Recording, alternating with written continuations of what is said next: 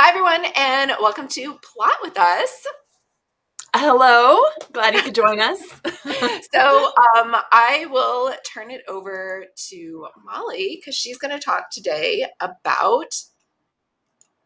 About witches, the yeah, magic of witchy cozies. It's like the most popular paranormal genre for cozies. yep. And here we go. Okay, yeah, we'll go through some ideas on how to cultivate your own cozy mystery starring witches. Ooh, wow, that witch looks funny. This is doing weird stuff on Oh, our is screen. it? I think it's the dark mode. Hold on, let me. Okay. Well, it looks like nighttime. That's relevant to the witchy mysteries, I guess. Oh, there we go. Is that better? Yeah. So, if you're going to be starting your first cozy mystery starring witches, or you want to develop yours more, we can talk about all kinds of options for you. We're kind of doing a deep dive into witchy cozies. We could go next. So, I'll start off with like what inspired me for this genre, and I think it's totally relevant to all of you. Take from pop culture, take from TV shows, movies that you really loved, possibly growing up or today, just any kind of fun, cute shows. Like I grew up on Sabrina the Teenage Witch and also Charmed. Those were the two witchy shows that were super popular because I was a child of the 90s. So, yeah. Oh, Oh, is so it too soon? Can we go back? yeah. So I want you to think about this is some inspiration you could pull from. So just come up with some ideas. We have a workbook for you to download and you can write your own ideas for what you grew up with, whether that could be bewitched or whatever, and cultivate some ideas from there. So going back in my history to when I was a teenager and I was watching all these things, I actually wrote my first book when I was 16, Beswitched. Now, I obviously had updated and edited it quite a bit before I published it as my first novel in 2004, actually. And then I republished it on Amazon when they had Kindle coming out. So that was 2011. I did that. So Beswitched is obviously just a cute little saying off of Bewitched, where this black cat that's magical switches lives with a shy teenage girl. So just the whole magical aspect, witchy aspect of stories was really inspiring to me growing up. And so there's my first book, though it's not a cozy mystery.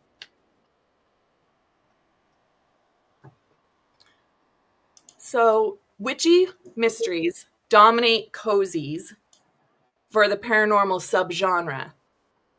And it just is what it is. Like, I know this by just being in the genre myself, writing under a couple different pen names. And I also know this by my cover clients.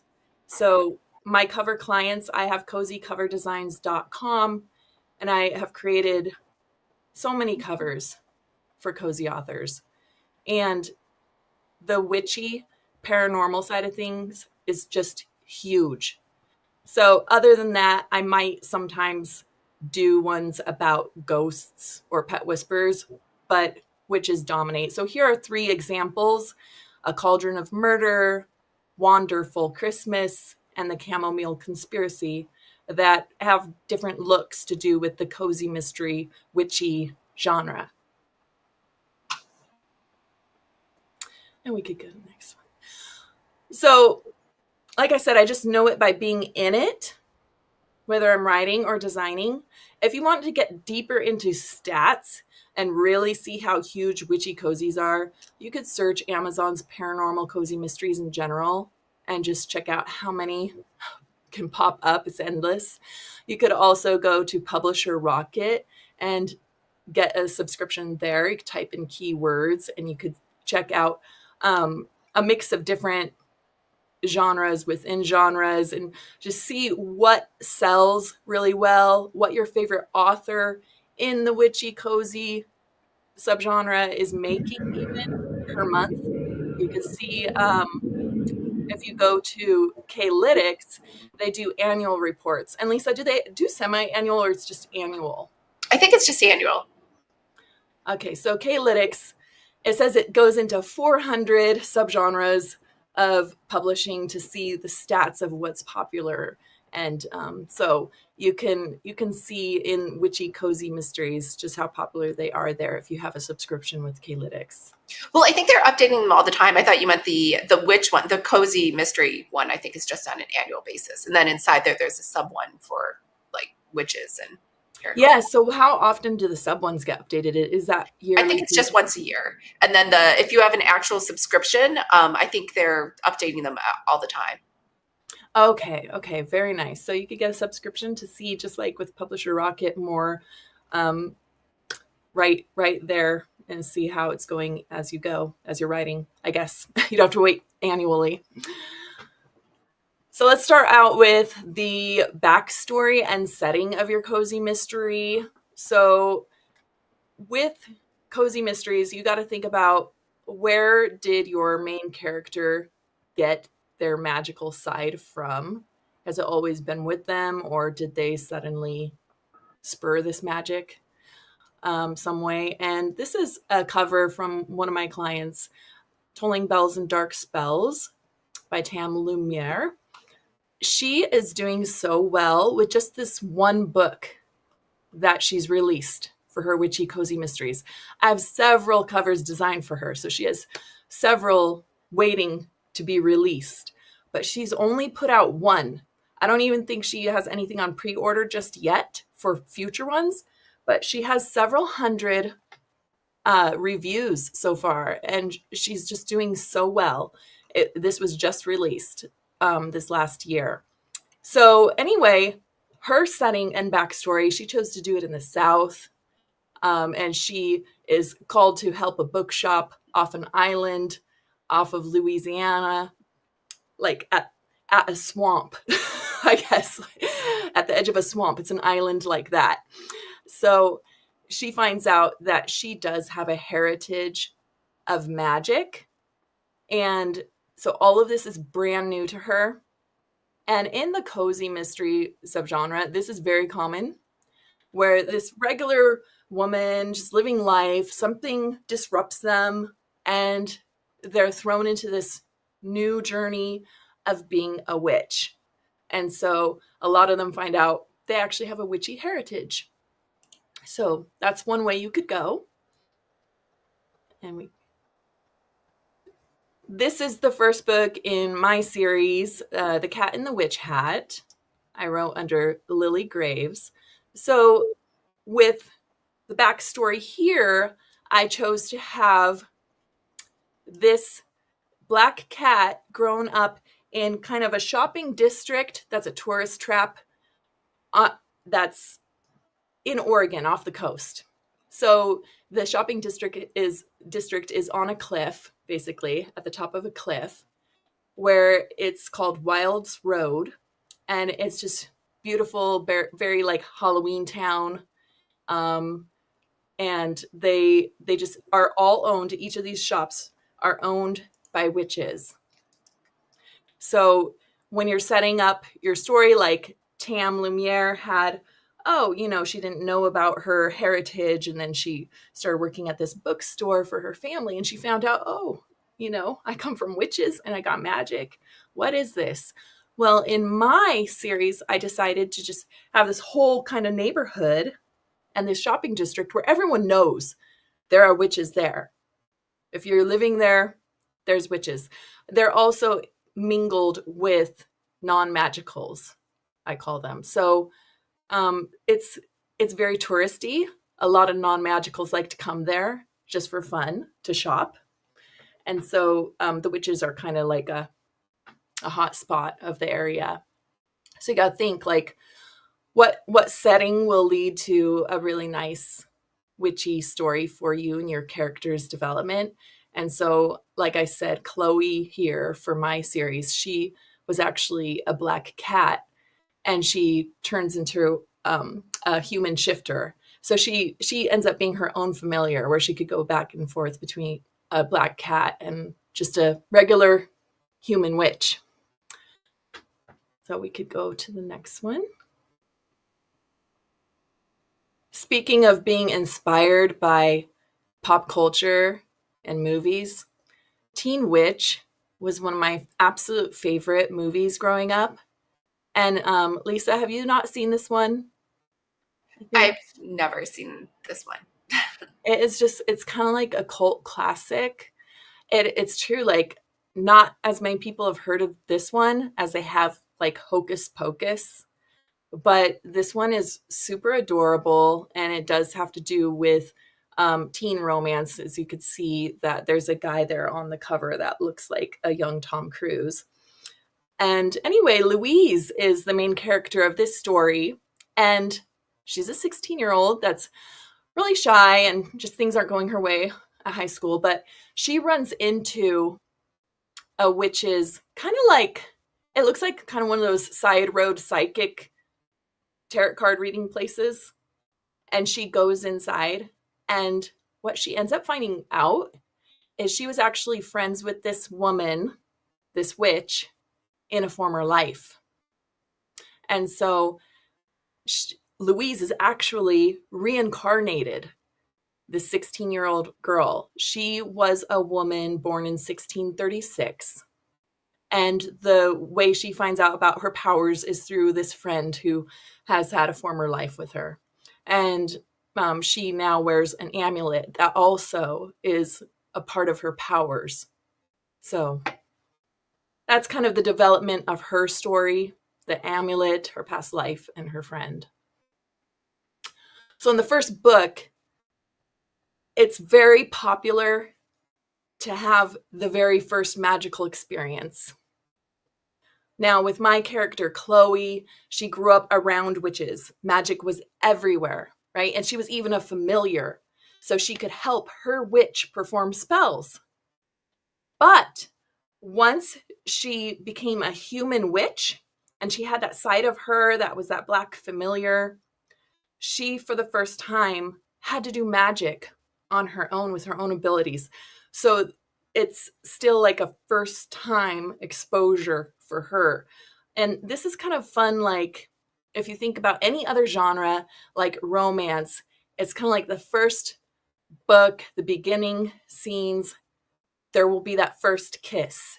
So that first experience with magic should be just as magical. It could also be very, very funny and clumsy, because magic can go really sideways when you're brand new. So yeah, how they perform their spells, you're going to want to hone down, like if you want to have rhymes, wands, Latin, candles, twitching nose, elemental help. Maybe they work with the wind and the rain. We could go on to next. So from Teen Witch again, Serena, the witch, gives Louise a book of magic spells to study, and she learns how to harness her powers by calling on the wind and the rain. So there's a scene in the movie where it starts to rain and thunder, and she stands up and she moves around and she says all this Latin from this spell book, and the wind and the rain strengthen her abilities. So yeah, the carousel she's sitting on starts moving and lights up, and it's just a cute little scene. So this is something you could think about, is how does your witch harness or strengthen her abilities? Is she using an amulet, spell book? Can she use the wind, the rain? There's so many different options here.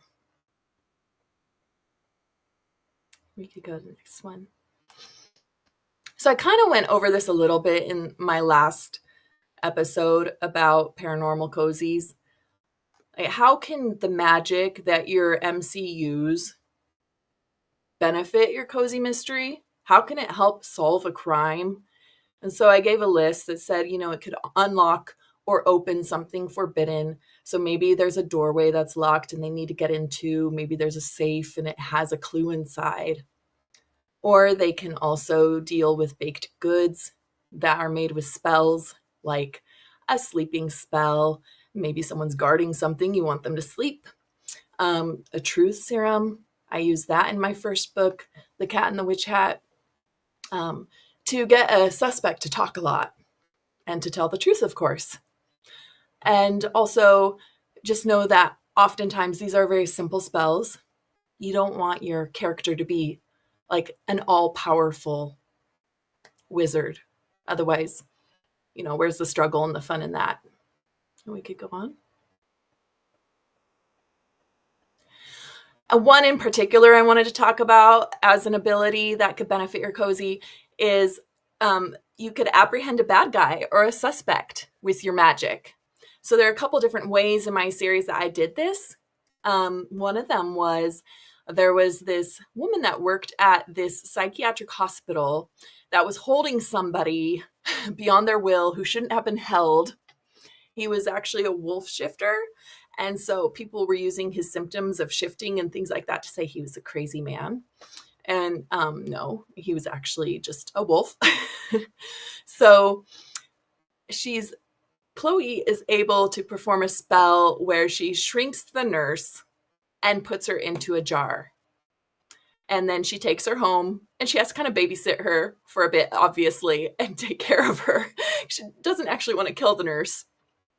But that's a really cute idea. Like, the sky's the limit on how you can do this. Another way I apprehended a suspect, or actually two, was at the ending of The Cat and the Witch Hat, where two suspects were fighting inside of a bell tower. And it sounded like it was going to be revealed which one was the killer. And so Chloe's inside the bell tower too, as her cat side. She's in that form.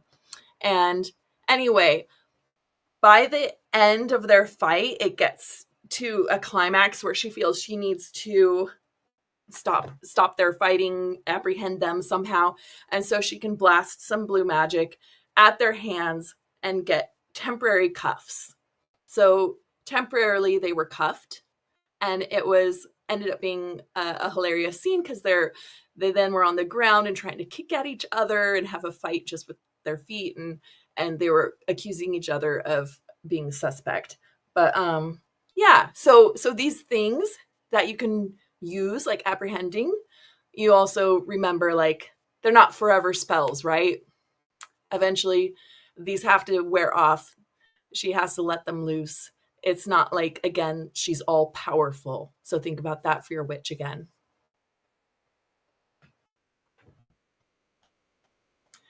Going further into this, giving limits, we could be inspired by Aladdin, right? We know the 3 rules. Like, rule number 1, I can't kill anybody, so don't ask. Rule number 2, I can't make anybody fall in love with anybody else. And number 3, can't bring people back from the dead. This is pretty common also going into other magical stories, right? Because then it would just be too much like playing God. Like, they're not just a witch, they really have like total control. That would not be good. So make sure that they have limits. Don't make them all powerful. Have that magic wear off a lot. And you could have it wear off at the most inopportune times. And also have that magic go wrong quite a bit, especially if they're brand new. It's almost like throughout the whole series of Sabrina the Teenage Witch, I feel like every episode had her magic go away she did not intend it to go. It always had something go wrong, and have moral dilemmas with them as well. So yeah, make it multi-dimensional and fun like that. Now, I'm not going to read this excerpt, but I posted an excerpt from the 3rd book in my series about a spell that was performed. And so it was just about these 2 cats that live together. Chloe's one of them, right? The one that's a shifter. And then there's her cat that is a familiar to her aunt named Sebastian. And they're talking about how there's hair everywhere that this villain could get to make voodoo dolls and hurt their aunt. So there's hair around the house. Like, everybody has hair different places. This is why I like true crime stories and finding things like this. Because there's DNA everywhere. So they're like, okay, there's DNA, there's hair everywhere here. What are we going to do? And so Chloe decides to cast a spell, and it creates a huge hairball, but she accidentally in the spell says the wrong word. It's a rhyme that she says really clumsily. She says Aunt Willow shaved her head. It was so she could be protected from this voodoo doll villain. She did this out of dread to avoid being dead. Stray hairs must now be and she pauses and says fed. And then she's like, I mean fled. And accidentally, Sebastian has a hairball in his mouth, like lots of cats do, right? But this one ends up being huge because Aunt Willow had tons of hair. And it all goes wrong. So anyway, I like to do kind of the Sabrina the Teenage Witch method of just saying short, little, cute rhymes to perform spells. I don't get into like the Harry Potter Latin stuff, etc.